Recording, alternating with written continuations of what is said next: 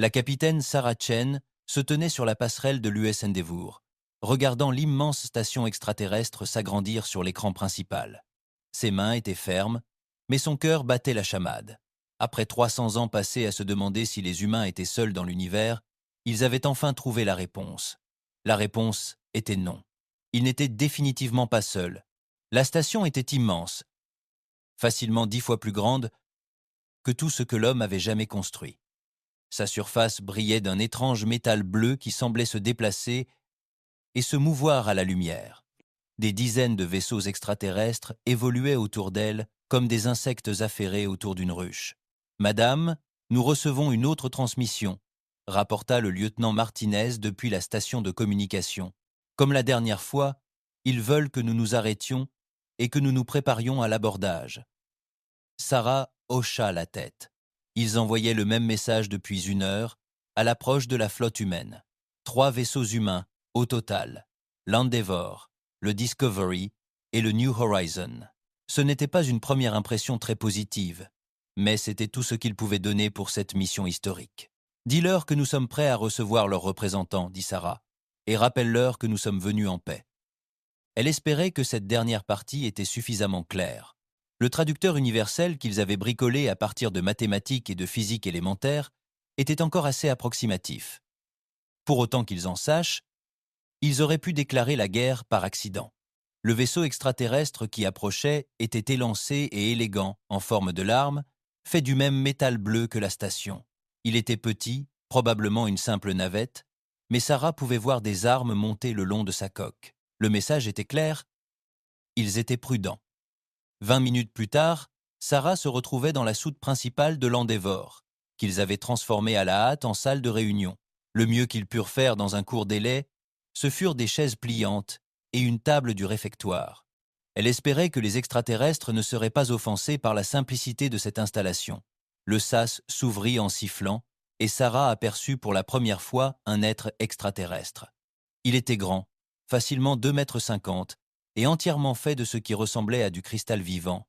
Son corps était translucide, bleu, de la même couleur que leur vaisseau, et la lumière semblait le traverser selon des motifs qui pouvaient être des respirations, des pensées, ou quelque chose de complètement différent.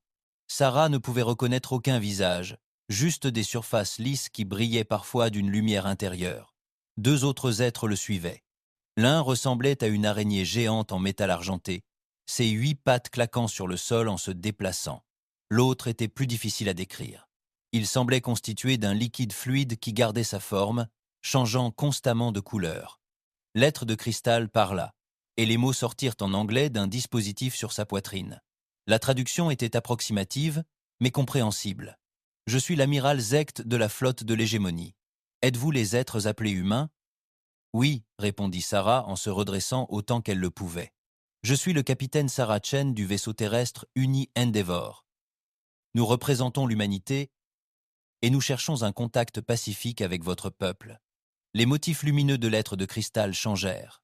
C'était peu être de la surprise, de l'amusement ou autre chose. « Humanité » répéta l'amiral Zect comme pour tester le mot. « Votre espèce nous est inconnue. D'où venez-vous » Sarah fit signe à l'un de ses officiers, qui activa un écran holographique affichant la carte stellaire locale. « Notre système d'origine est ici », dit-elle en désignant une petite étoile jaune. « Nous l'appelons Sol. Notre planète est le 3e monde à partir du Soleil. » Les 3 extraterrestres étudièrent l'écran. L'étrarachnéen claqua ses mandibules l'une contre l'autre, ce qui aurait pu être de la parole, mais le traducteur ne le perçut pas. La créature liquide s'approcha de l'écran, sa surface ondulant de ce qui semblait être des calculs. « Ce système est aux confins de l'espace connu », dit finalement l'amiral Zekit. « C'est primitif. Comment avez-vous réussi à voyager plus vite que la lumière ?»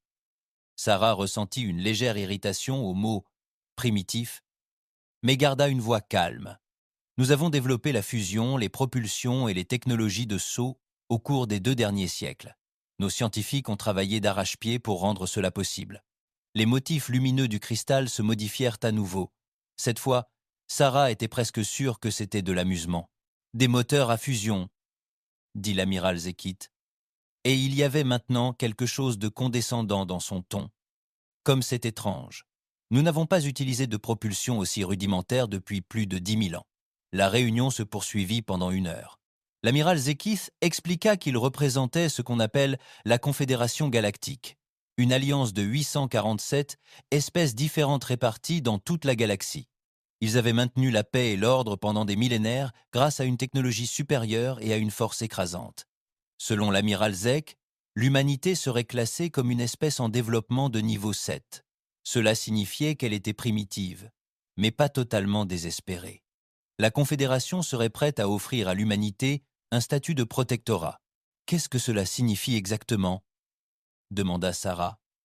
Vous serez sous notre protection, expliqua l'amiral Zect, ses lumières pulsant avec ce qui semblait être de la patience.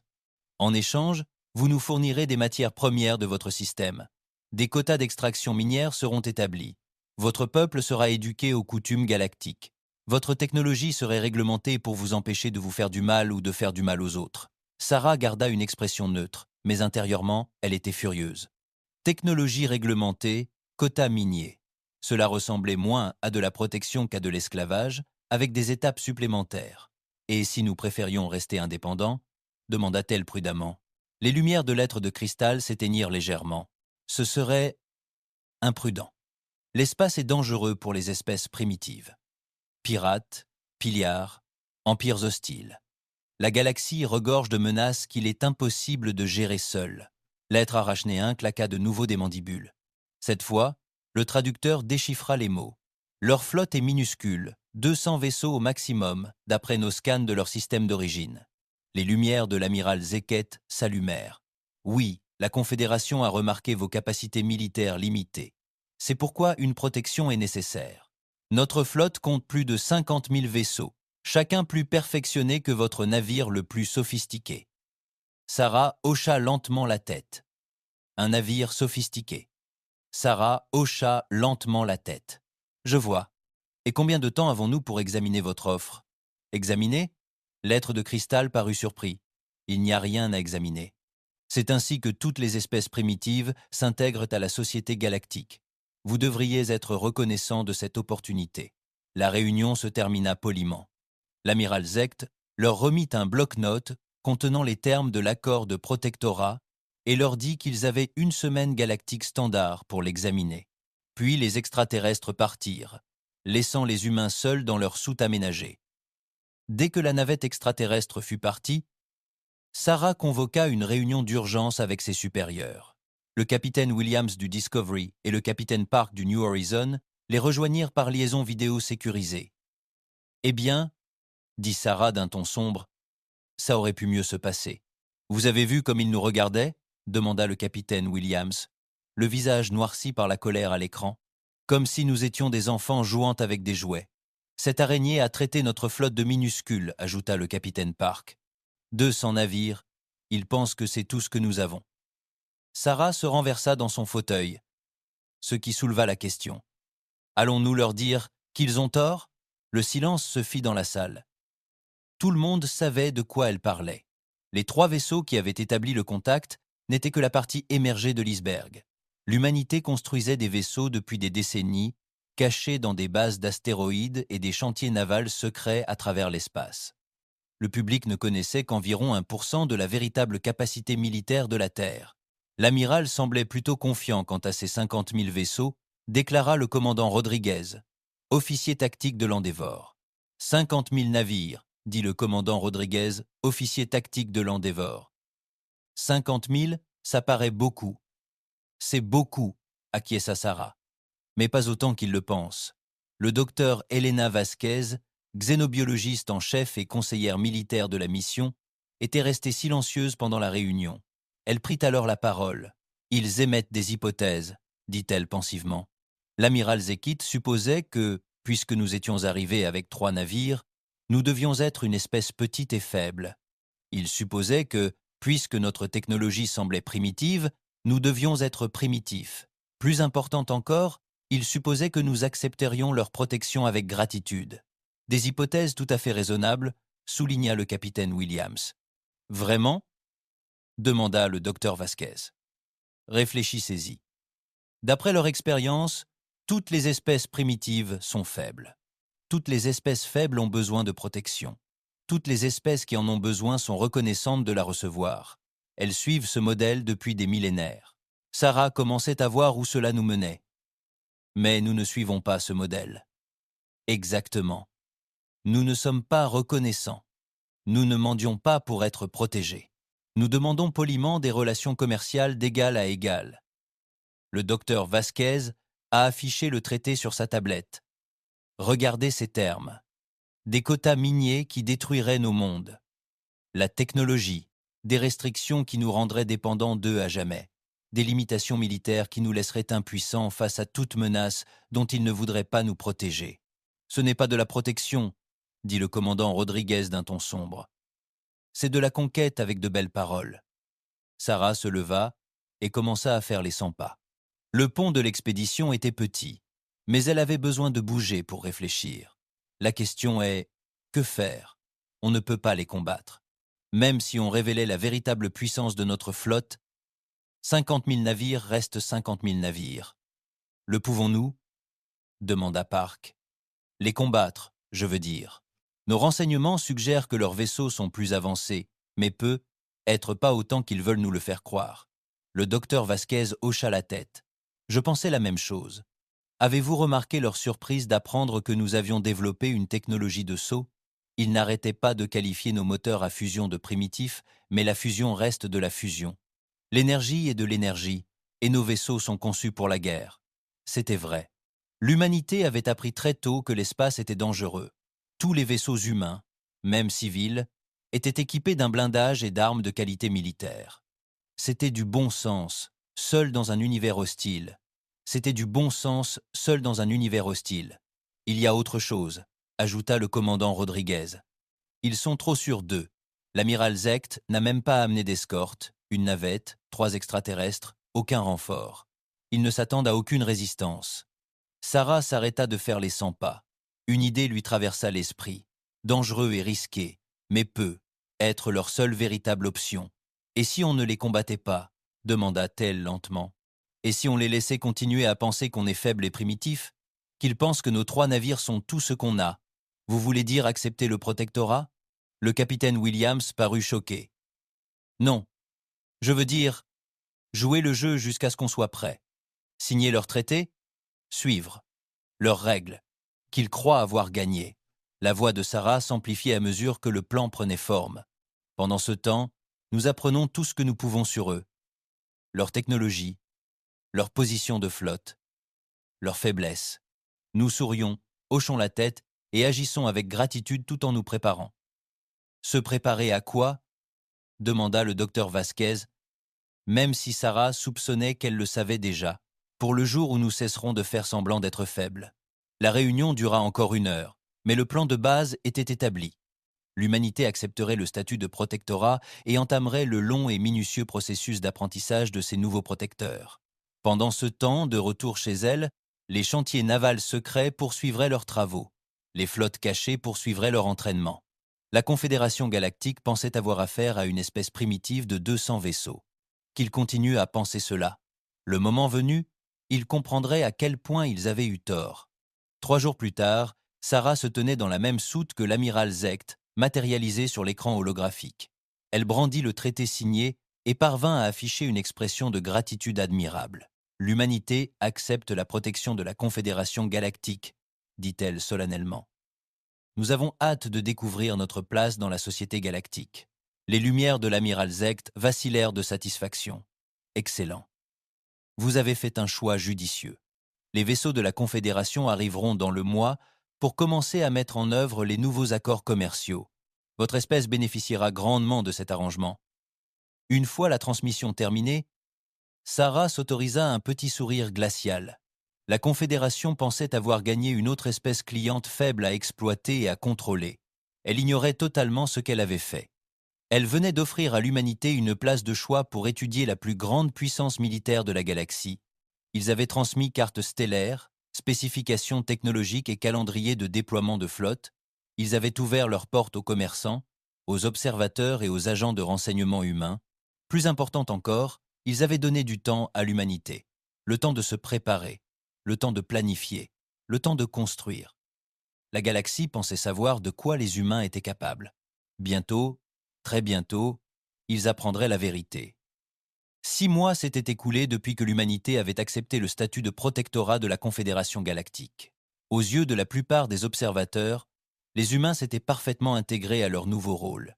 Ils étaient polis, dociles et avides d'apprendre. On trouvait des commerçants humains sur les marchés de l'espace confédéré, toujours respectueux des réglementations et payant leurs impôts à temps. Marcus Webb était l'un d'eux, du moins c'est ce que indiquaient ses papiers d'identité. Il se tenait sur le marché animé de la station Kepler, examinant une exposition de cristaux exotiques, tout en restant à l'écoute des informations utiles. La flotte de l'hégémonie effectue à nouveau des exercices près du secteur Vega, expliquait un marchand à un autre. 3e fois ce mois-ci. Mes itinéraires de navigation sont constamment retardés. Marcus hocha la tête avec sympathie tout en prenant des notes mentales. La flotte de l'hégémonie était sous le commandement personnel de l'amiral Zecht, et leurs exercices étaient vraiment très intéressants. Prévisibles, mais intéressants. « Excusez-moi, » dit Marcus au marchand de cristaux, un être ressemblant à un arbre ambulant fait de gemmes violettes. « Elles sont magnifiques. De quel système viennent-elles » répondit le marchand, sa voix semblable à celle d'un carillon éolien dans la brise. « Très rare. Les droits miniers sont contrôlés par l'Empire Drakmor. Il n'autorise qu'une récolte limitée chaque année. » Marcus examina les cristaux plus attentivement. Ils n'étaient pas seulement beaux, ils étaient parfaits pour focaliser des faisceaux de particules à haute énergie, ceux utilisés dans les systèmes d'armes avancés. « Fascinant, » dit-il en achetant un petit échantillon. « Le Drakmor doit être très avancé pour travailler avec des matériaux aussi délicats. » La surface du cristal du marchand scintilla, ce qui pouvait être de l'amusement. Avancé, les Drakmor sont des barbares. Ils utilisent des drones miniers rudimentaires et l'extraction par force brute. Ce sont les cristaux eux-mêmes qui sont spéciaux et non ceux qui les déterrent, une autre information utile. Marcus la classa avec toutes celles qu'il avait collectées ces derniers mois. Les membres de la Confédération avaient tous une haute opinion de leur propre technologie et méprisaient celle des autres. C'était une faiblesse exploitable. En quittant le marché, Marcus activa son communicateur personnel et envoya un bref message codé. Pour n'importe quel intercepteur, cela ressemblerait à un simple manifeste d'expédition. En réalité, il s'agissait de données de renseignements transmises à un réseau d'agents humains répartis dans toute la galaxie. De retour sur Terre, le docteur Elena Vasquez reçut le rapport de Marcus, ainsi que des dizaines d'autres, provenant de commerçants humains opérant dans l'espace de la Confédération. Elle était assise dans son bureau, au cœur du complexe de Cheyenne Mountain, entourée d'écrans holographiques affichant des cartes stellaires, la position des flottes et des analyses détaillées de la technologie extraterrestre. « Intéressant », murmura-t-elle en étudiant les dernières données sur les opérations minières de Drakmor.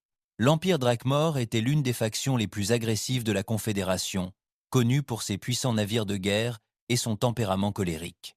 D'après les rapports des services de renseignement, ils avaient aussi pour habitude d'agir d'abord et de demander la permission ensuite. Un léger carillon indiqua l'arrivée d'un message prioritaire. Le docteur Vasquez ouvrit le canal et vit le visage du capitaine Chen apparaître sur son écran principal. Sarah commandait toujours l'Endeavour, opérant désormais depuis la station Luna comme agent de liaison officielle de l'humanité auprès de la Confédération. « Elena, dit Sarah sans préambule, nous avons un problème. Le Conseil de la Confédération vient d'approuver de nouveaux quotas d'exploitation minière pour le système solaire. Ils veulent tripler notre production d'ici 1 an. » Le docteur Vasquez fronça les sourcils. « Tripler ? C'est impossible sans exploiter à ciel ouvert la moitié de la ceinture d'astéroïdes. Je sais, j'ai essayé d'expliquer cela à l'amiral Zecket, mais il semble penser que nous sommes simplement paresseux. Il envoie un conseiller technique pour nous aider à améliorer notre efficacité. »« Un conseiller technique ?» répéta Elena d'un ton neutre. « Avec une escorte navale » ajouta Sarah. 12 vaisseaux, tous armés. Elena se laissa aller dans son fauteuil. Ce n'était pas bon signe. Les opérations minières humaines dans la ceinture d'astéroïdes étaient importantes, mais elles étaient aussi soigneusement conçues pour dissimuler les immenses chantiers navals disséminés dans le système. Un conseiller technique de la Confédération qui fouinerait pourrait découvrir des choses censées rester cachées.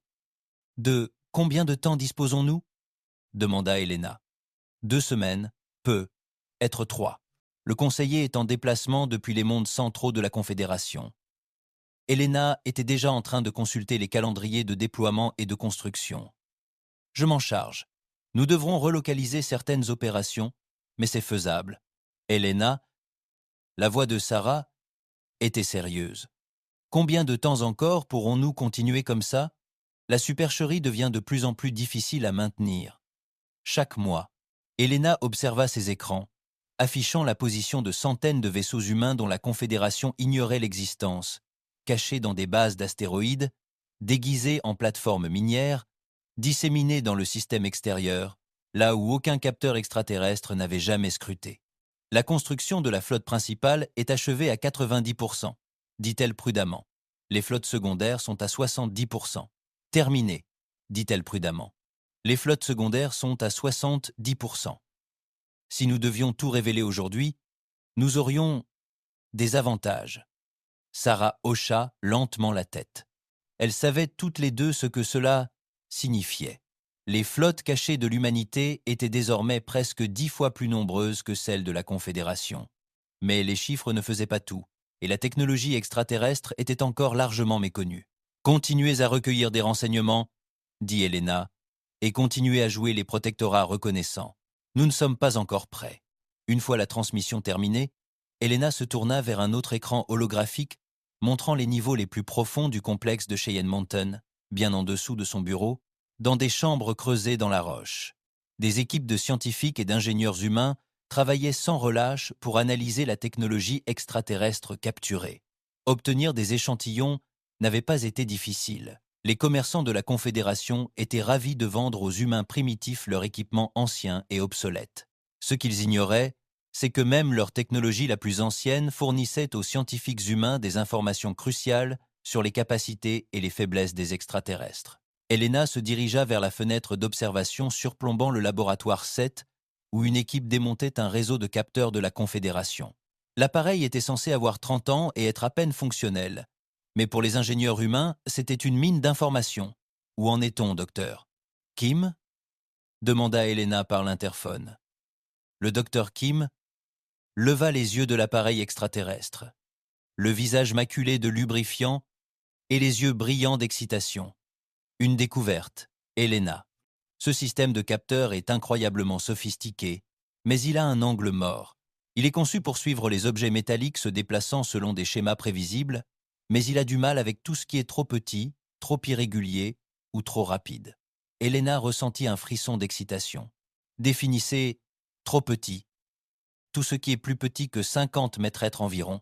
Leurs capteurs sont calibrés pour détecter les gros navires, et non les chasseurs ou les missiles. C'était vraiment très intéressant. La doctrine militaire humaine a toujours privilégié les navires plus petits et plus rapides aux imposants navires capitaux. Il semblait que la philosophie soit un avantage plutôt qu'une faiblesse. Il y a plus, a poursuivi le docteur Kim. Leurs systèmes d'armes sont puissants, mais conçus pour des engagements à longue portée contre des cibles imposantes. Le combat rapproché semble leur être quasiment inconnu. Elena prit des notes précises.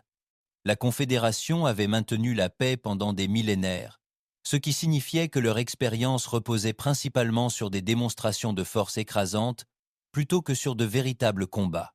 Ils étaient habitués à ce que les ennemis se rendent avant le début des tirs. C'était une autre faiblesse potentielle. Pendant ce temps, aux confins du système solaire, des chantiers navals secrets poursuivaient leurs travaux. La base de l'astéroïde Cérès avait été creusée et transformée en un immense chantier de construction.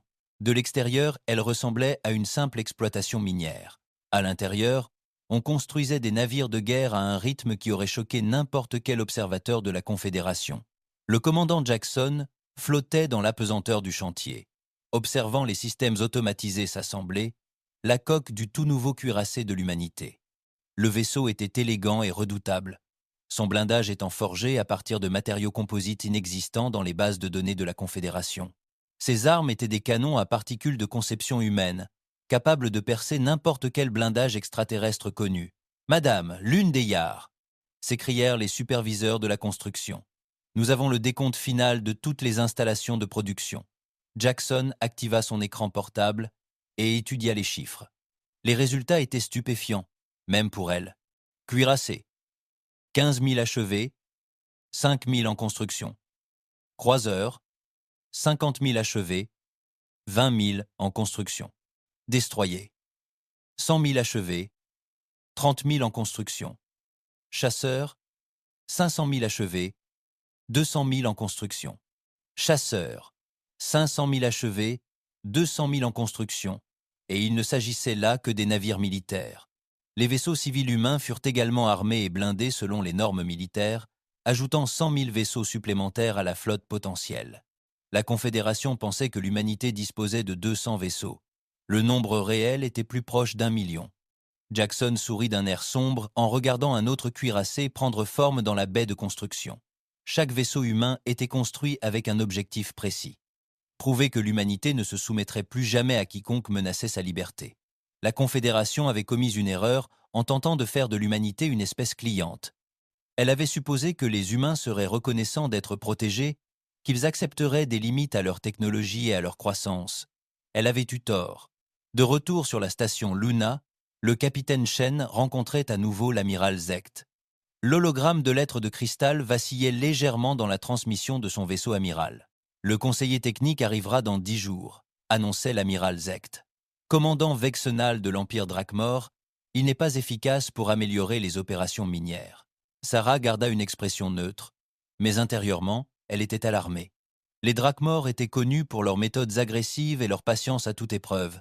En voir un fouiner dans les opérations humaines pouvait être dangereux. « Nous sommes impatients d'apprendre de l'expertise du commandant Vexnal, dit-elle prudemment. Bien. Le commandant a reçu des instructions précises pour augmenter la puissance de votre système à des niveaux acceptables. J'espère qu'il n'y aura aucune résistance à ces suggestions. Sarah perçut la menace derrière ses paroles polies. Bien sûr que non, amiral. L'humanité est reconnaissante envers la Confédération pour ses conseils. Après la fin de la transmission, Sarah contacta immédiatement le docteur Vasquez. Nous avons un problème. Ils envoient un commandant Drakmor, pas seulement un conseiller technique. Le visage d'Elena s'assombrit à l'écran. Les Drakmor n'acceptent pas un refus. S'il n'obtient pas les résultats escomptés, il pourrait décider d'agir plus directement. Directement, comment? Du genre à utiliser des navires de guerre et des ultimatums. Sarah resta silencieuse un instant. Elena, si on en arrive à un combat, on se battra, dit simplement Elena. La question est de savoir si on révèle tout d'un coup ou si on essaie de maintenir la supercherie. Pouvons-nous maintenir le contrôle face à un commandant Drakmor? Elena réfléchit attentivement à la question. Probablement pas. Les Drakmor ne sont pas aussi faciles à duper que le reste de la Confédération. Le commandant Vexnal percera probablement à jour nos opérations minières d'ici quelques jours. Sarah sentit une froide certitude s'installer dans son estomac. Alors, nous devons être prêts pour l'alternative. Je vais commencer à mettre les flottes en position, dit Elena. Discrètement, mais prête à agir si nécessaire. Alors que les préparatifs commençaient dans l'espace humain, aucun des observateurs extraterrestres ne remarqua quoi que ce soit d'inhabituel. Les commerçants humains continuèrent leur route, achetant des matériaux exotiques et vendant des ressources brutes. Les mineurs humains continuèrent à exploiter la ceinture d'astéroïdes, leurs opérations semblant aussi primitives et inefficaces qu'escomptées. Mais sous la surface, l'humanité se préparait à la guerre. Des chantiers navals secrets accéléraient leur calendrier de production. Des entraînements secrets étaient organisés. Des bases effectuaient des simulations de combat 24 heures sur 24. Les réseaux de renseignement recueillaient la moindre information sur les positions des flottes de la Confédération et ses tactiques de combat. La Confédération avait passé des mois à apprendre à l'humanité à être une espèce cliente efficace. Ils étaient sur le point d'apprendre que l'humanité n'avait jamais cherché à être le client de qui que ce soit. Le commandant Vexnal arrivait sur sol avec 12 vaisseaux et une autorité illimitée pour faire respecter les quotas miniers de la Confédération. Il ignorait qu'il fonçait droit dans un piège qui avait duré 6 mois, ni que l'humanité avait mis ces 6 mois à se préparer, ni même à se préparer à ce moment précis. La galaxie croyait encore savoir de quoi les humains étaient capables. Cela allait changer. Le commandant Vexnal de l'Empire Drakmor se tenait sur la passerelle de son vaisseau amiral, le poing écrasant, et observait le système solaire primitif qui s'étendait devant lui. 12 vaisseaux de guerre Drakmor planaient dans l'espace autour de lui, leurs coques sombres hérissées d'armes capables de briser des planètes. À son œil expérimenté, le système solaire paraissait pathétiquement sous-développé. Vexenol était fait pour la guerre. comme tous les Drakmor. Son corps était recouvert d'une armure naturelle noircie par le temps et les cicatrices des combats. Ses avant-bras se terminaient par des griffes capables de briser l'acier. Ses yeux rouges brûlaient de la colère constante qui poussait son espèce à la conquête. Il combattait les ennemis de la Confédération depuis plus d'un siècle et il n'avait jamais rencontré d'espèce primitive qui ne bénéficiait d'une discipline appropriée. Au rapport, grommela-t-il à son officier détecteur, un jeune Drakmor dont l'armure portait encore des traces. De sa couleur grise d'origine.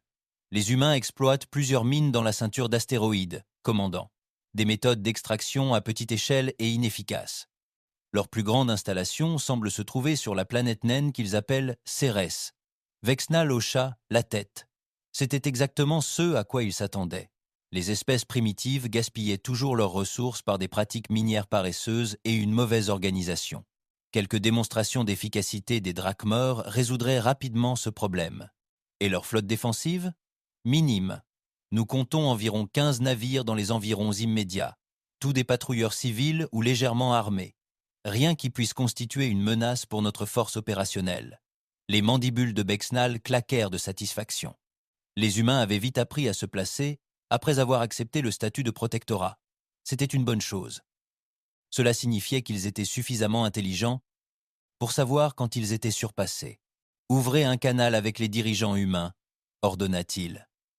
Le capitaine Sarah Chen apparut sur son écran principal, son image transmise depuis la station Luna. Aux yeux de Vexnal, elle paraissait faible et molle, comme la plupart des espèces non guerrières. Sa peau pâle ne portait aucune cicatrice, ses membres semblaient fragiles, et son regard était dépourvu de la colère légitime qui convenait. Les soldats portaient. « Commandant Vexnal, dit-elle poliment, bienvenue dans le système Sol. Nous sommes honorés de votre visite. Ceci n'est pas une visite, répondit Vexnal sans détour. Je suis ici pour améliorer votre efficacité minière, répondit-il sans détour. Je suis ici pour améliorer votre efficacité minière. Votre production actuelle est inacceptable. La Confédération a besoin de 3 fois plus de matières premières de ce système. Il observa attentivement son visage, à la recherche de signes de rébellion ou de résistance. Au lieu de cela, elle hocha simplement la tête. Nous comprenons les besoins de la Confédération, commandant. Nous sommes impatients d'apprendre de meilleures méthodes. Nos techniques minières sont certes primitives. Bien. Elle connaissait sa place. Ce serait plus facile que prévu. J'inspecterai personnellement vos opérations, annonça Vexnal. En commençant par votre plus grande installation à Céret, vous accorderez un accès et une coopération sans faille. Bien sûr, commandant. Nous avons préparé des quartiers pour vous et votre personnel. Quand voulez-vous commencer? L'inspection? Maintenant, dit Vexnal avant de couper la transmission. 2 heures plus tard, la navette de Vexnal approchait du site minier de Cérès. Vue de l'espace, elle ressemblait exactement à ce qu'il attendait d'une opération primitive. Une poignée de petites structures à la surface, du matériel d'extraction rudimentaire et des vaisseaux miniers, se déplaçant lentement entre le site et les astéroïdes proches. Mais alors que sa navette atterrissait et qu'il posait le pied sur la planète naine, Vexnal commença à remarquer des détails qui ne collaient pas vraiment. Les sas étaient plus sophistiqués qu'ils n'auraient dû l'être. Les couloirs à l'intérieur de l'installation étaient plus larges que nécessaire pour une simple opération minière, et les humains qu'il rencontrait semblaient inhabituellement calmes pour une espèce sur le point de se voir démontrer leur incompétence. Docteur. Elena Vasquez le rejoignit au sas principal, accompagnée d'une équipe d'ingénieurs et d'administrateurs humains. Elle était plus âgée que le capitaine du vaisseau, ses cheveux grisonnants par l'âge, mais son regard était vif et intelligent. « Commandant Vexnal, dit-elle en s'inclinant respectueusement. Je suis le docteur Vasquez, directeur des opérations minières de cette installation. Nous sommes très intéressés par l'expertise de Drakmor. » Vexnal l'observa attentivement. Quelque chose dans son attitude le dérangeait, sans qu'il puisse identifier quoi. Elle se montrait respectueuse, témoignant d'une déférence appropriée à ses connaissances et à son expérience supérieure. Alors pourquoi avait-il le sentiment qu'elle lui cachait quelque chose? « Montrez-moi vos opérations d'extraction, » ordonna-t-il. Le docteur Vasquez le conduisit à travers une série de couloirs jusqu'à ce qui semblait être une salle de contrôle surplombant la mine. À travers des fenêtres blindées, Vexnal pouvait voir des ouvriers manier le forage, l'équipement et traiter le minerai brut. L'opération était efficace, mais rien d'impressionnant. Notre taux d'extraction actuel est d'environ 500 tonnes de matières premières par jour, a expliqué le docteur Vasquez. Nous savons que ce n'est pas efficace au regard des normes galactiques, mais nous faisons de notre mieux avec l'équipement dont nous disposons.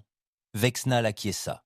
500 tonnes par jour, c'était dérisoire pour une installation de cette taille. Avec les méthodes Drakmor appropriées, il devrait extraire 10 fois plus. Votre problème est évident, dit-il en désignant l'équipement de forage. Vos outils sont trop petits. Votre méthode est trop douce. L'exploitation minière exige de la force, pas de la précision. Vous creusez avec précaution autour des matériaux précieux, comme s'ils risquaient de se briser. Le minerai brut n'est pas fragile. Il doit être extrait rapidement et en grande quantité. Je vois, dit le docteur Vasquez en prenant des notes. Vous recommanderiez donc des méthodes d'extraction plus agressives? Beaucoup plus agressives. Je demanderai à mes ingénieurs de préparer un cahier des charges pour un équipement minier approprié. Votre production augmentera considérablement. Ce que Vexnal ignorait, c'est qu'il observait exactement ce que les humains voulaient qu'il voie. La véritable exploitation minière de Cérès se déroulait à des kilomètres sous leurs pieds, dans de vastes salles creusées dans la roche au cours de décennies de travail minutieux. L'installation de surface n'était qu'une façade. Tandis qu'il poursuivait la visite, le docteur Vasquez le conduisit devant ce qui semblait être des zones de stockage, des bureaux administratifs et des logements pour les ouvriers, tout à fait normaux pour une installation minière, et soigneusement conçus pour dissimuler la vérité. Cachée derrière de faux murs et sous de faux planchers, l'installation de Cérès abritait l'un des plus grands chantiers navals militaires de l'humanité. Des baies de construction de la taille d'un pâté de maison abritaient des cuirassés à moitié achevés. Des champs de tir d'armes s'étendaient sur des kilomètres à l'intérieur de l'astéroïde. Des centres de commandement coordonnaient les mouvements de flotte dont la Confédération ignorait l'existence, mais le commandant Vexenal n'en voyait rien. Il vit exactement ce que les humains attendaient. Une exploitation minière primitive et inefficace, facilement améliorable avec des conseils avisés. L'inspection dura 3 jours. Vexnal visita chaque installation du système solaire, de plus en plus convaincu à chaque étape que les humains étaient bien ce qu'ils semblaient être, faibles, primitifs, mais coopératifs, des clients parfaits. Le 3e jour, il convoqua une réunion avec le capitaine Chen et le docteur Vasquez à bord de son vaisseau amiral. Les humains arrivèrent à bord d'une petite navette, impressionnés par la taille et la puissance du vaisseau de guerre Drakmor. « Vos opérations minières sont inacceptables », annonça Vexnal sans préambule depuis son centre de commandement. « Mais ils peuvent être améliorés. Je suis prêt à vous fournir l'équipement et les méthodes appropriées. Nous vous en sommes très reconnaissants. Commandant. »« Capitaine Name, » dit Chen. « Que faudrait-il » Vexenal activa un écran holographique affichant les spécifications de l'équipement minier. Tout d'abord, vous remplacerez tous vos systèmes de forage actuels par des extracteurs lourds Drakmor. Deuxièmement, vous étendrez vos opérations pour inclure l'exploitation minière à grande échelle d'au moins 50 astéroïdes. Troisièmement, vous augmenterez votre main-d'œuvre d'un facteur 10. Helena hocha la tête d'un air sombre et comprit Monsieur le Président, le colonel Harrison. Envoyez le message à l'amiral Stone et dites-lui que la galaxie est sur le point d'apprendre qui ils ont sous-estimé. La flotte de l'amiral Vexitar sillonnait le système solaire telle une nuée de sauterelles, ses armes chargées et ses capteurs à la recherche du moindre signe de résistance militaire humaine. Elle n'en trouva aucun. Quelques cargos continuaient de fuir vers l'intérieur du système, mais il n'y avait aucune défense organisée. Aucun dernier combat de la part des guerriers humains. Pathétique, marmonna Vextar. Au moins, la plupart des espèces tentent de riposter. Sa flotte atteignit la station Kepler exactement 1 heure après son ultimatum.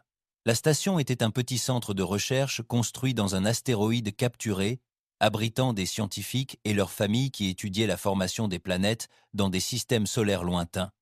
Elle n'avait ni armes, ni boucliers, rien qui puisse menacer ne serait-ce qu'un seul vaisseau de guerre Drakmor. Vextar en donna personnellement l'ordre. Tous les vaisseaux cibleront la station humaine à volonté. 2000 vaisseaux extraterrestres ouvrirent le feu simultanément. Les rayons d'énergie qui frappèrent la station Kepler étaient conçus pour détruire les installations militaires protégées par des boucliers et des blindages sophistiqués. Contre un centre de recherche civil, C'était comme écraser un insecte avec une masse. La station Kepler disparut dans un éclair de lumière si intense qu'il était visible depuis la Terre. 10 000 civils moururent sur le coup, vaporisés avant même d'avoir pu crier. Sur Terre, Elena Vasquez observa la destruction avec une fureur glaciale. « C'est tout ce qu'il nous fallait », dit-elle doucement. « Ils viennent de déclarer la guerre à l'humanité. » L'amiral Vextar lança un autre message à la Terre, cette fois avec une satisfaction palpable. « Humains, vous avez constaté le prix de la désobéissance. Votre espèce va désormais doubler ses quotas de production de ressources.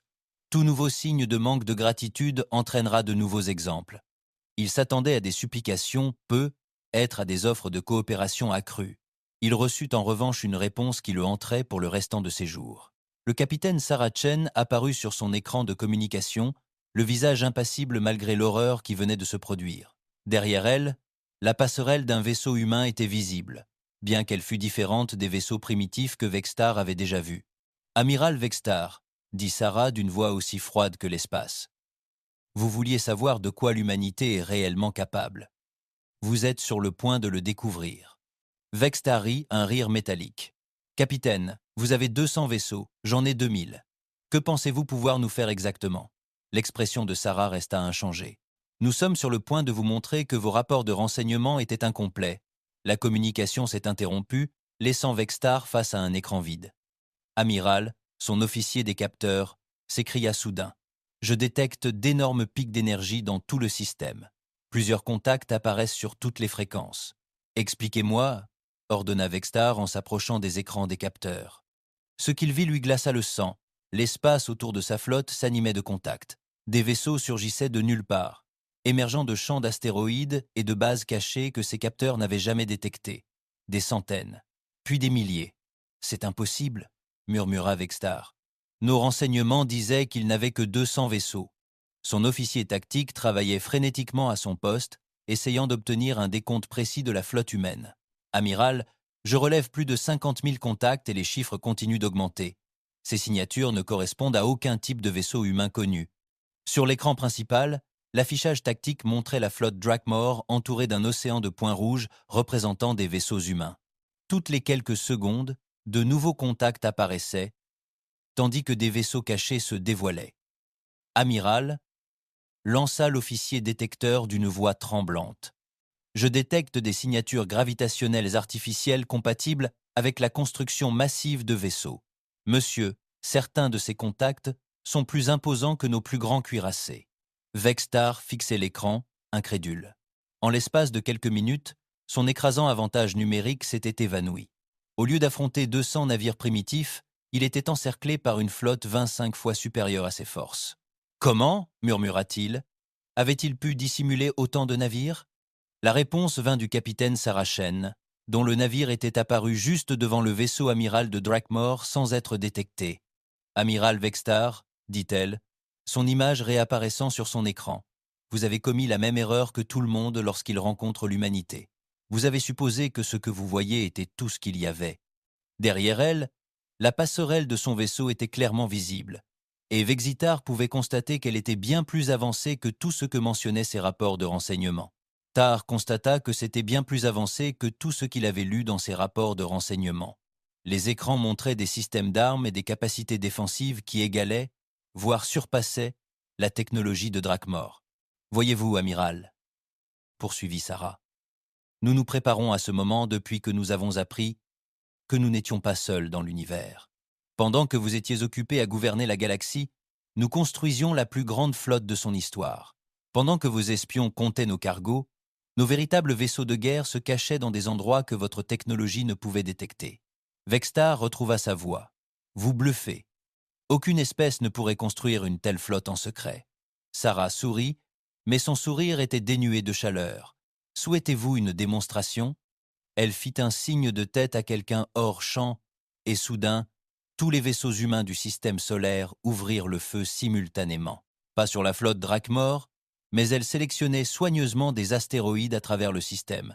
Le spectacle était à couper le souffle et terrifiant. Des milliers de faisceaux d'énergie jaillissaient de positions humaines dissimulées, frappant des cibles à des millions de kilomètres de distance avec une précision parfaite. Des astéroïdes qui avaient dérivé dans l'espace pendant des milliards d'années furent réduits en poussière rougeoyante en quelques secondes. La démonstration dura exactement 30 secondes. À la fin, le silence absolu régna dans le centre de commandement de Vextar. « Amiral », dit Sarah à voix basse, « cela représentait moins d'1% de la puissance de feu de notre flotte. Nous aurions pu cibler vos vaisseaux plutôt que ces rochers. Si vous êtes encore en vie, c'est uniquement parce que nous voulions nous assurer que vous compreniez la situation avant de continuer. » Vextar observa les visages de ses officiers autour de son pont. C'étaient des guerriers qui n'avaient jamais connu la défaite, des soldats qui avaient conquis des dizaines de mondes au nom de l'Empire Drakmor. Ils fixaient maintenant leurs écrans avec une lueur qu'ils n'avaient jamais vue auparavant. La peur. « Que voulez-vous » demanda Vextar d'une voix à peine plus forte qu'un murmure. « La justice » répondit Sarah. « Vous avez assassiné 10 000 innocents pour faire valoir votre point de vue. Maintenant, nous allons faire valoir notre point de vue. » La flotte humaine se mit en mouvement. Pas de manière chaotique, pas avec le courage désespéré d'une espèce condamnée à l'échec qui résiste une dernière fois. Il se déplaçait avec une coordination parfaite, telle une immense machine conçue pour un seul but, la guerre. L'amiral Vextar réalisa, à cet instant, qu'il avait commis la plus grave erreur de l'histoire militaire de Drakmor. Il avait attaqué une espèce qu'il ne comprenait pas. Sur la base de renseignements totalement erronés, il avait déployé sa flotte pour détruire un ennemi sans défense et s'était retrouvé face à la force militaire la plus puissante de la galaxie. La flotte qu'il avait commandée se prépara discrètement au combat, mais même en donnant cet ordre, Vextar savait que c'était sans espoir. Il possédait 2000 vaisseaux. Les humains en avaient révélé au moins 50 000, et Sarachen avait sous-entendu qu'il en existait bien d'autres encore cachés. L'Empire Drakmor était sur le point de découvrir ce qui s'était passé lorsque quelqu'un avait poussé l'humanité trop loin. La bataille de Sol commença à 14h47 précise, heure normale de la Terre. L'amiral Vexitar donna l'ordre d'attaquer, car il n'avait pas le choix. Sa flotte était encerclée, en infériorité numérique, et faisait face à un ennemi qui venait de démontrer des capacités technologiques bien supérieures à celles annoncées par les services de renseignement Drakmor. Mais Vextar était un guerrier de l'Empire, et les guerriers ne se rendirent pas. Tous les vaisseaux attaquèrent la formation Oméga, ordonna-t-il. Ciblez d'abord les plus gros vaisseaux humains. Montrez-leur de quoi l'acier Drakmor est capable. 2000 vaisseaux de guerre extraterrestres ouvrirent le feu, simultanément. Des faisceaux d'énergie capables de briser des planètes furent lancés vers la flotte humaine, suivis de missiles qui brûlaient comme de minuscules étoiles en traversant le vide. L'espace lui-même sembla s'embraser tandis que la puissance de feu combinée du meilleur groupe de combat de l'Empire Drakmor déchaînait une destruction d'une ampleur que peu d'espèces avaient jamais connue. Des systèmes d'alerte avancés traquaient chaque arme Drakmor dès leur mise sous tension. Des systèmes informatiques capables de traiter l'information plus rapidement que n'importe quel esprit extraterrestre commençaient à calculer les trajectoires, à prédire les impacts et à coordonner les interventions. Ce que les Drakmor considéraient comme une puissance de feu écrasante, la technologie humaine le percevait comme un problème mathématique complexe et résoluble. Des boucliers, jusque-là dissimulés aux capteurs extraterrestres, s'activèrent soudain autour des vaisseaux humains. Il ne s'agissait pas des simples barrières énergétiques utilisées par la plupart des espèces galactiques. Il s'agissait de systèmes défensifs multicouches capables de s'adapter à différents types d'attaques en temps réel. Les rayons d'énergie qui auraient dû vaporiser les vaisseaux humains furent absorbés et redirigés. Les missiles capables de détruire des villes furent pris dans des filets gravitationnels et retournés contre leurs assaillants. Durant les 30 premières secondes du combat, la flotte Drakmor tira suffisamment d'armes pour raser un continent. Pas un seul vaisseau humain ne fut détruit. L'amiral Vexitar contempla son affichage tactique avec incrédulité. « Impossible », murmura-t-il. « Rien ne peut absorber une telle puissance de feu. » Son officier détecteur travaillait frénétiquement à son poste, essayant de comprendre ce qu'il voyait. « Amiral, les boucliers humains s'adaptent à nos armes. Chaque tir les rend plus efficaces contre le suivant. Alors, on les frappe plus fort, » gronda Vextar. « Tous les vaisseaux, puissance maximale aux armes. Concentrez vos tirs sur une seule cible. Chaque canon de chaque vaisseau Drakmor était braqué sur un vaisseau humain, un élégant vaisseau argenté, légèrement plus grand que les autres. La puissance de feu combinée de 2000 vaisseaux de guerre se concentrait sur cette cible unique, telle une lance de destruction pure. Le vaisseau humain bourriquet encaissa l'attaque sans même ralentir. Le capitaine Sarah Chen observait depuis la passerelle de l'UES Rétribution les tirs d'armes extraterrestres ricocher inoffensivement sur les boucliers de son vaisseau. Autour d'elle, l'équipage travaillait avec calme et efficacité, leur entraînement et leur préparation portant leurs fruits. Les boucliers tiennent à 97%, rapporta le lieutenant Kim depuis la station du système défensif. Les algorithmes adaptatifs fonctionnent parfaitement. Sarah acquiesça. Communication. Signaler toutes les unités de la flotte. Exécuter le plan Oméga. La suite des événements serait étudiée dans les académies militaires pendant des siècles, à supposer qu'il subsiste des académies militaires extraterrestres pour l'étudier. La flotte humaine se déplaçait comme un être vivant. Des vaisseaux disséminés dans tout le système solaire commencèrent à converger vers la flotte Drakmor de toutes parts. Mais ils n'attaquaient pas au hasard, ni ne chargeaient en avant dans une précipitation désespérée. Ils se déplaçaient avec une précision mathématique, chaque vaisseau adoptant la position idéale pour maximiser son efficacité, tout en minimisant sa vulnérabilité. L'amiral Vextar observait avec une horreur croissante sa démonstration tactique, tandis que la formation humaine se formait autour de sa flotte. C'était comme si un piège se refermait, chaque vaisseau humain se déplaçant vers une position prédéterminée dans le cadre d'une stratégie plus vaste qu'il ne comprenait pas pleinement. Amiral, rapporta son officier tactique, ils utilisent d'une sorte de système de commandement distribué. Je n'arrive pas à identifier leur vaisseau amiral ni leur structure de commandement.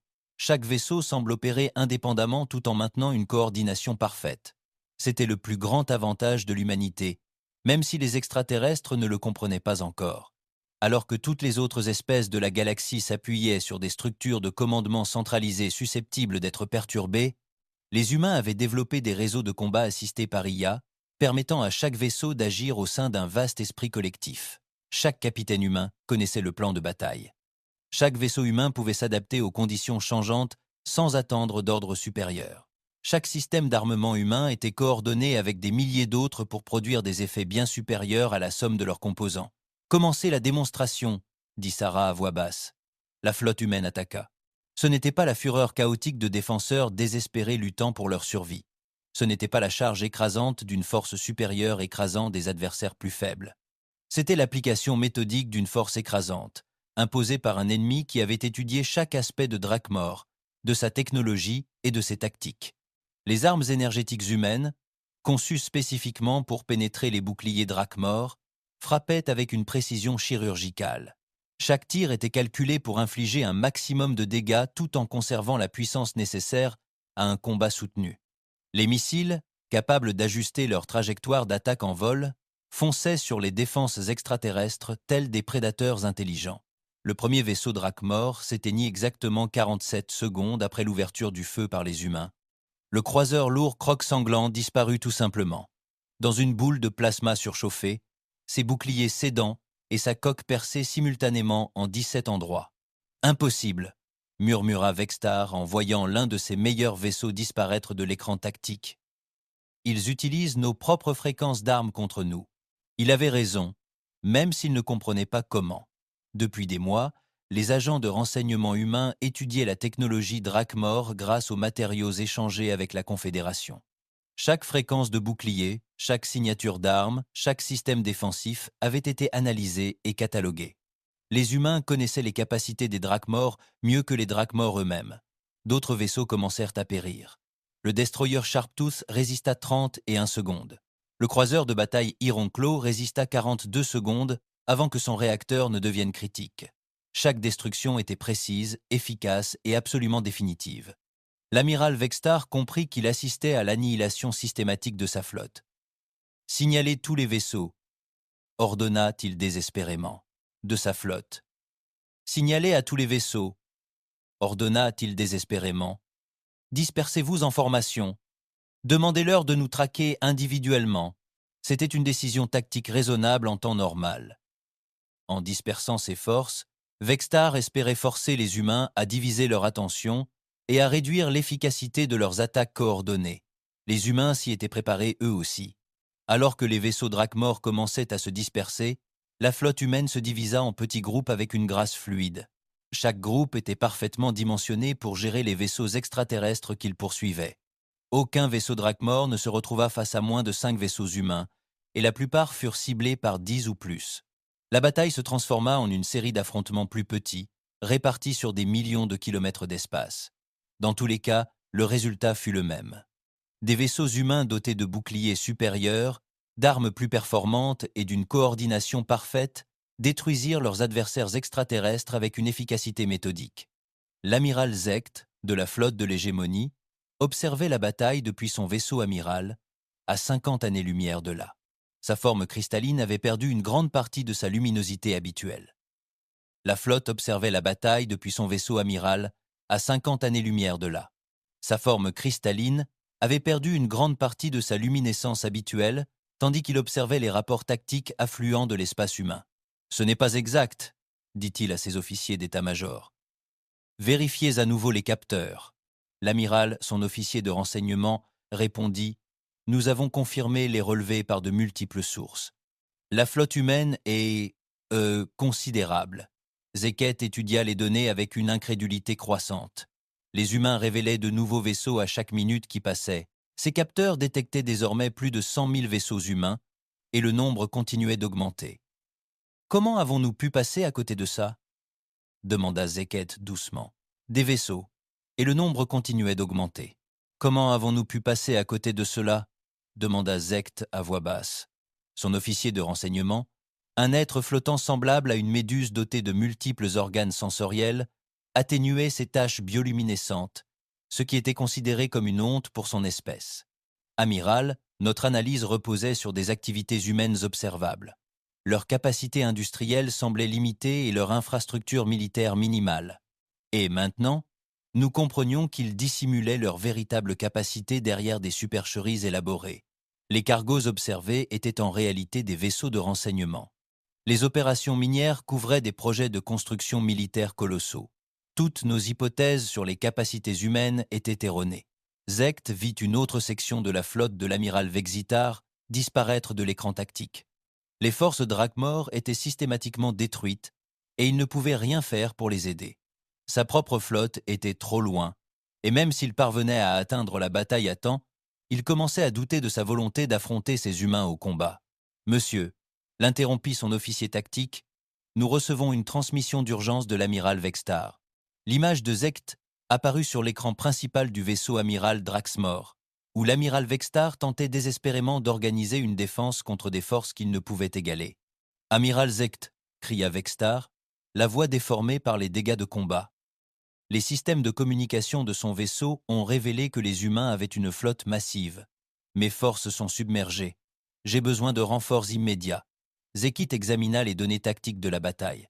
Vexitar avait débuté avec 2000 vaisseaux. Il en possédait moins de 800, et ce nombre diminuait de minute en minute. « Amiral Vexitar !» dit Zect prudemment. « Combien de vaisseaux humains affrontez-vous ?»« Je l'ignore, » admit Vexitar, sa fierté enfin brisée par la réalité de sa situation. Il continue d'en révéler davantage. Mes capteurs indiquent au moins 50. Le capitaine s'arrachant ouvrit un canal de communication avec les restes de la flotte de Drakmor. « Amiral Vexitar !» dit-elle, sa voix portant clairement à travers l'espace malgré les interférences des tirs d'armes et des débris de l'explosion. « Vous avez combattu avec courage, mais cette bataille est terminée.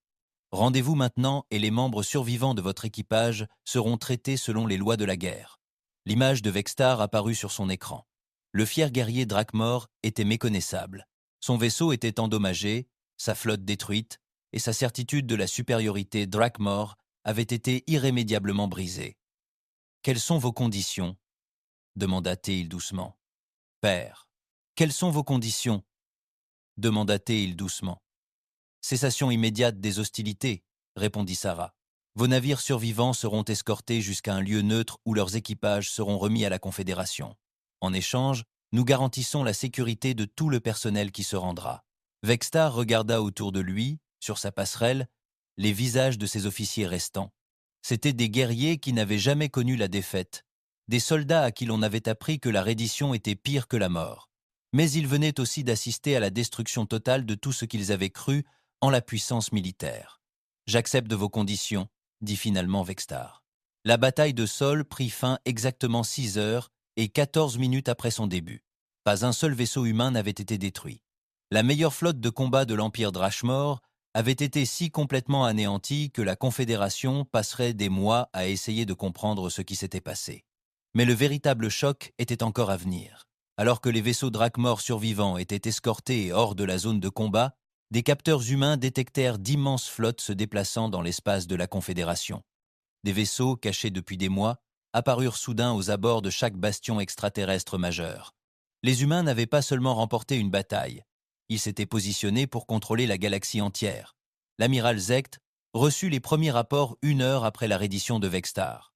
Des flottes humaines apparaissaient près de chaque base majeure de la Confédération, de chaque route commerciale importante, de chaque installation stratégique. Des milliers de vaisseaux, pourtant restés inaperçus, patrouillaient désormais ouvertement dans l'espace contrôlé par la Confédération depuis des millénaires. Combien de vaisseaux possédait-il ? Demanda Zect à son officier de renseignement. Les lumières de l'être semblables à une méduse vacillèrent, comme si c'était de la panique. Amiral, notre meilleure estimation est désormais de plus de 500 000 vaisseaux. Il semble posséder la plus grande flotte de l'histoire galactique. Zect resta silencieux un long moment, assimilant les implications de ce qu'il apprenait. Les humains n'avaient pas simplement vaincu la flotte Drakmor.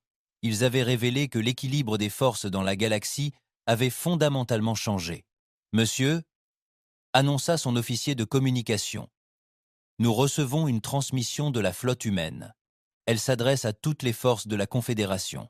Le visage du capitaine Sarachen est apparu sur les écrans de l'espace de la Confédération, son message diffusé simultanément sur toutes les fréquences, citoyens de la galaxie. Elle a commencé aujourd'hui, marquant la fin d'une époque où, trop longtemps, les forts ont opprimé les faibles. Trop longtemps, la force a été confondue avec le droit. Pendant trop longtemps, les espèces ont été contraintes d'accepter la soumission comme prix de la paix. Elle marqua une pause, fixant la caméra d'un regard dénué de haine, seulement déterminé. L'humanité nous avertit par la présente que nous ne tolérerons plus les abus d'aucune espèce par ceux qui se croient supérieurs. L'ère de la domination de la Confédération est révolue. L'ère de la véritable domination de la Galération est révolue. L'ère de la véritable coopération galactique commence maintenant. L'amiral Zeket coupa la transmission et contempla les étoiles. Quelque part, des centaines de milliers de vaisseaux de guerre humains patrouillaient dans l'espace qui appartenait à la Confédération depuis 10 000 ans. Une espèce jusque-là considérée comme primitive et inoffensive venait de démontrer qu'elle possédait la force militaire la plus puissante de l'histoire galactique. L'amiral de Cristal comprit que tout allait changer. 3 semaines après la bataille de Sol, l'amiral Zeket se tenait dans ses quartiers privés, à bord du vaisseau amiral de l'hégémonie, contemplant un spectacle qu'il n'aurait jamais imaginé voir. Des vaisseaux de guerre humains encerclaient sa flotte en formation parfaite, leurs coques élancées reflétant la lumière des étoiles proches. Ils n'étaient ni agressifs ni menaçants. Ils existaient simplement, rappel constant que l'équilibre des pouvoirs dans la galaxie avait changé à jamais. L'amiral de Cristal avait passé les 20 et un derniers jours à essayer de comprendre ce qui s'était passé. Les rapports provenant de tout l'espace de la Confédération racontaient tous la même histoire invraisemblable. Des flottes humaines étaient apparues simultanément sur chaque installation majeure, chaque point d'étranglement stratégique, chaque monde important. Elles n'avaient ni attaqué ni formulé de revendications. Elles s'étaient simplement positionnées là où elles ne pouvaient être ignorées. La galaxie était sous le choc. Les espèces qui avaient accepté la domination de la Confédération pendant des millénaires se posaient des questions inédites. Si les humains avaient pu dissimuler une flotte aussi massive aussi longtemps, de quoi d'autre seraient-ils capables ? S'ils parvenaient à vaincre l'Empire Drakmor aussi complètement, qui d'autre pourrait-il défier ? Un léger carillon indiquait que quelqu'un demandait la permission d'entrer dans ses quartiers. Zect se détourna de la fenêtre à contre-cœur. Entrez. Son assistant, un jeune être cristallin nommé Jextal, entra dans la pièce. Son corps était voilé par l'anxiété, les couleurs changeant nerveusement à travers sa silhouette translucide. L'amiral Jextal dit « Le représentant humain est arrivé. L'amiral Chen sollicite une réunion officielle pour discuter de la situation actuelle. » Zect ressent une pointe d'amusement, même si c'est difficile à dire pour son espèce. 3 semaines auparavant, Sarachen était capitaine d'un seul vaisseau, considérée comme la représentante d'une espèce mineure. Elle commande désormais la plus grande flotte de l'histoire galactique et détient le pouvoir de remodeler la civilisation elle-même. « Très bien, » dit Zect. « Escortez-la jusqu'à la salle de conférence principale. »« Et Jextal ?»« Oui. » Amiral, assurez-vous qu'elle reçoive tous les honneurs qui lui sont dus. Qu'on le veuille ou non, elle parle désormais au nom de la plus puissante force militaire de la galaxie. La salle de conférence était un vaste espace conçu pour impressionner les visiteurs par la puissance et la grandeur de la flotte hégémonique. Des formations cristallines surgissaient des murs et du plafond, créant des jeux de lumière qui avaient impressionné les diplomates extraterrestres pendant des siècles. Au centre de la pièce se trouvait une table taillée dans un seul morceau de cristal étoilé, entourée de chaises aux dimensions de dizaines d'espèces différentes. L'amiral Sarachen entra dans la pièce, accompagnée d'une petite escorte d'officiers humains. Elle portait un uniforme simple, sans ornements excessifs, et son attitude était calme et professionnelle. Zeket se surprit à l'observer attentivement, essayant de comprendre comment cette humaine à l'air banal avait orchestré la plus grande tromperie stratégique de l'histoire galactique. « Amiral Zect », dit Sarah en hochant la tête respectueusement, « merci d'avoir accepté de nous rencontrer. »« Amiral Shen », répondit Zect en désignant la table de conférence. « Veuillez vous asseoir. J'avoue que je suis curieux de comprendre vos intentions. » Sarah prit place à la table, ses officiers s'installant à proximité. Zect remarqua qu'ils semblaient tous détendus et confiants, sans la nervosité qu'il aurait pu attendre des représentants d'une espèce nouvellement puissante. « Mes intentions sont simples, » commença Sarah. « Je veux discuter de l'avenir de la civilisation galactique. La Confédération maintient la paix et l'ordre depuis 10 000 ans, dit prudemment Zect. Suggérez-vous que ce système devrait être changé ? Sarah sourit, mais son expression était dénuée de toute malice. Amiral, avec tout le respect que je vous dois, la Confédération maintient son contrôle depuis 10 000 ans. Paix et ordre sont deux choses différentes. Elle activa un petit appareil qu'elle avait apporté, et des écrans holographiques emplirent l'espace entre eux. Les images montraient des scènes de l'espace de la Confédération, des colonies minières où des travailleurs extraterrestres travaillaient dans des conditions difficiles, des recherches, des stations où des espèces entières étaient contraintes de livrer leurs découvertes technologiques, des mondes où des populations locales étaient déplacées pour faire place au projet de la Confédération. Voilà à quoi ressemble votre œuvre, poursuivit Sarah. Des millions d'êtres travaillant comme esclaves, sans le dire. Des espèces entières réduites à fournir des matières premières aux autres. Des civilisations contraintes d'abandonner leur propre développement pour servir le bien commun de la Confédération. Zeket étudiait les images avec un malaise croissant. Ces espèces choisissaient de rejoindre la Confédération. Zekit étudiait les images avec un malaise croissant. Ces espèces ont choisi de rejoindre la Confédération. Elles ont accepté le statut de protectorat de bon gré. « Vraiment ?» demanda Sarah. « Ou ont-elles fait le même choix que nous, se soumettre ou être détruites ?» L'amiral de cristal resta silencieux un instant. En vérité, il n'avait jamais vraiment réfléchi à la manière dont les nouvelles espèces étaient intégrées à la société de la Confédération. Il avait toujours semblé naturel que les civilisations les plus avancées guident les moins développées. « Que voulez-vous que nous fassions ?» demanda finalement Zekit. « Dissoudre entièrement la Confédération ? Laisser le chaos revenir dans la galaxie ? Pas du tout, répondit Sarah. Nous proposons de la transformer en quelque chose de meilleur, quelque chose qui serve toutes les espèces plutôt que seulement les plus puissantes. » Elle activa une autre section de son appareil, et les écrans holographiques changèrent pour afficher de nouvelles images. Celles-ci montraient des vaisseaux humains arrivant aux installations de la Confédération, mais au lieu d'attaquer ou d'occuper, ils apportaient de l'aide. Des fournitures médicales étaient distribuées aux colonies jusque-là négligées. Des cargaisons de nourriture parvenaient à des mondes privés de ressources. Des ingénieurs humains aidaient à reconstruire des infrastructures endommagées par des opérations minières abusives. « Amiral », dit Sarah, « nous ne voulons pas dominer la galaxie. Nous voulons la libérer. » Zect assimila cette information avec surprise. « Vous fournissez de l'aide aux espèces dans tout l'espace de la Confédération ?» confirma Sarah. « Depuis 3 semaines, nos flottes livrent du ravitaillement et de l'aide à tous les mondes qui en font la demande. Nous n'exigeons ni paiement ni loyauté. En échange, nous aidons simplement. Les conséquences de cette situation sont stupéfiantes. » Zect réalise que, tandis que les dirigeants de la Confédération se concentrent sur la menace militaire posée par la flotte humaine, l'humanité révolutionne discrètement la structure sociale et économique de la civilisation galactique. La réponse est remarquable. Sarah poursuit. Les espèces qui ont vécu sous la domination de la Confédération pendant des siècles commencent à redécouvrir leurs propres cultures et technologies. Les mondes contraints de se spécialiser dans l'extraction des ressources commencent à développer d'autres industries. Pour la première fois depuis des millénaires, la galaxie connaît une véritable diversité et une innovation. Et vous n'attendez aucune résistance de la part du Conseil de la Confédération ? Demanda Zect.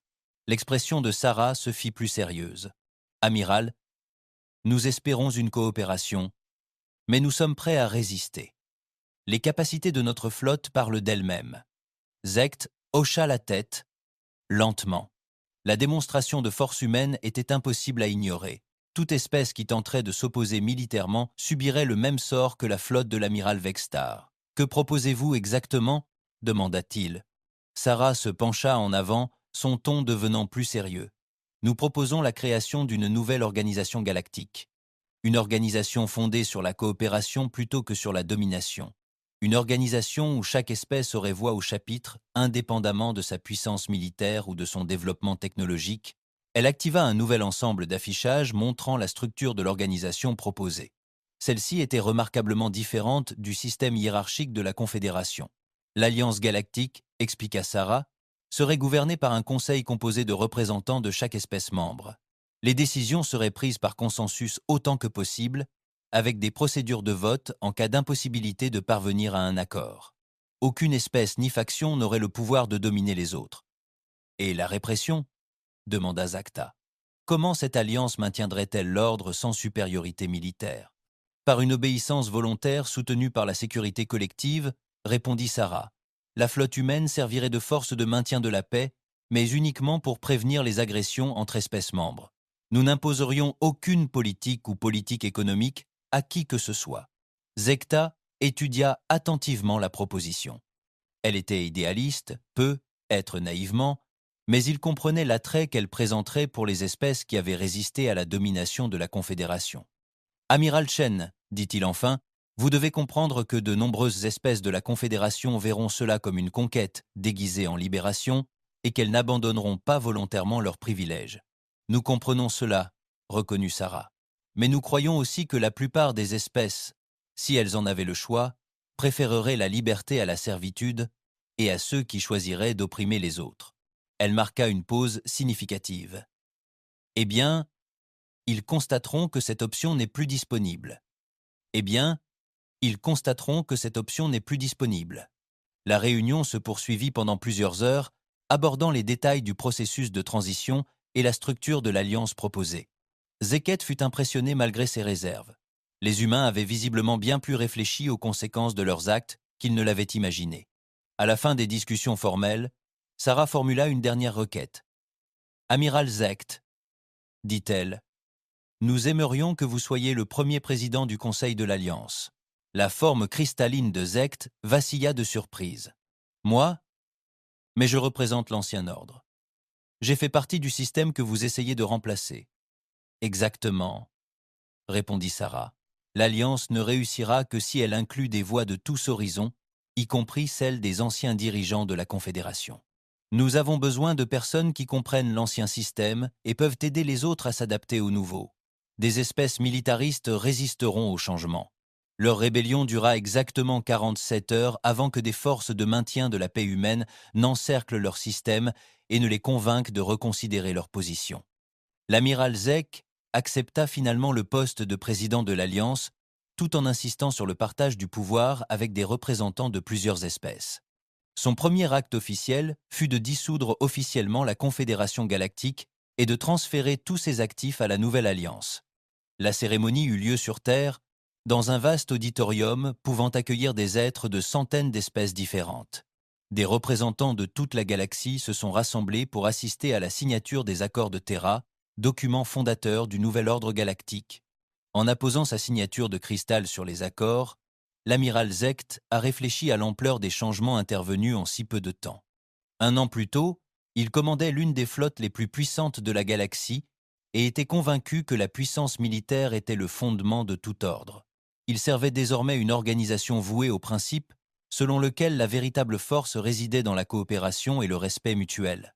La dernière oratrice de la cérémonie fut l'amiral de la flotte Sarah Chen, représentant le rôle de l'humanité au sein de la Nouvelle Alliance. « Citoyens de la galaxie », commença-t-elle en s'adressant aux représentants rassemblés, et aux milliards d'êtres qui les observaient par transmission holographique. Aujourd'hui ne marque pas la fin d'une époque, mais le début d'un nouveau chapitre de l'histoire galactique. Elle marqua une pause, observant le rassemblement diversifié d'espèces qui remplissait l'auditorium. Pendant trop longtemps, la galaxie a été divisée entre les forts et les faibles, les dirigeants et les gouvernés. Aujourd'hui, nous déclarons que de telles divisions n'ont pas leur place dans une société civilisée. Aujourd'hui, nous préférons la coopération à la domination, la diversité à la conformité, la liberté à la sécurité. La réponse fut tonitruante, chaque espèce exprimant son approbation à sa manière. Les êtres de cristal tintaient comme des cloches, leurs mandibules rythmées, et les entités gazeuses changeaient de couleur en signe d'accord. L'Alliance fait face à de nombreux défis, poursuivit Sarah une fois le bruit apaisé. Il y aura des désaccords politiques, des disputes sur les ressources et des conflits entre différents modes de vie. Mais nous relèverons ces défis ensemble, sur un pied d'égalité, dans le respect de la dignité et des droits de chaque être sensible. Elle désigna l'immense écran holographique représentant la flotte humaine patrouillant dans la galaxie. La flotte humaine continuera de servir de gardienne de la paix, mais pas de dirigeante. Nos vaisseaux protégeront les faibles des forts, défendront les innocents des agressifs et veilleront à ce qu'aucune espèce ne soit plus jamais confrontée au choix entre la soumission et la destruction. L'amiral Zeket écouta ces mots avec un mélange d'espoir et d'incertitude. Les humains avaient démontré qu'ils possédaient le pouvoir d'imposer leur vision de l'ordre galactique. Mais seraient-ils capables de résister à l'influence corruptrice d'un tel pouvoir ?